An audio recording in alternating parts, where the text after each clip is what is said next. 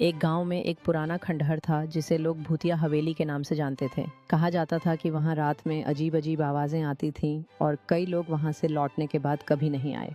एक दिन एक युवक ने साहस जुटाकर हवेली की ओर बढ़ने का निश्चय किया।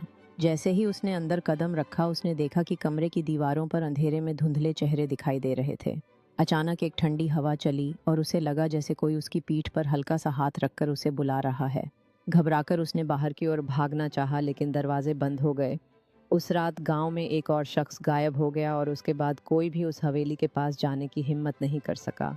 गांव वाले आज भी उस हवेली को भूतिया मानते हैं और रात में वहां जाने से कतराते हैं। गांव के लोग एक बार फिर उस हवेली के बारे में बातें करने लगे। वे जलती हुई अलाव के चारों ओर इकट्ठा हुए और हवेली की भूतिया कहानियों को साझा करने लगे। हर किसी का चेहरा डर और उत्सुकता से भरा हुआ था, जैसे वे एक खतरनाक राज पर चर्चा कर रहे हों। कुछ ने कहा कि वो हवेली कभी किसी अमीर व्यक्ति की थी जो अचानक गायब हो गया। रात होते ही हवेली की छाया गांव पर गहरी पड़ने लगी और लोग एक दूसरे से सटकर बैठने लगे ताकि वे अकेले न महसूस करें।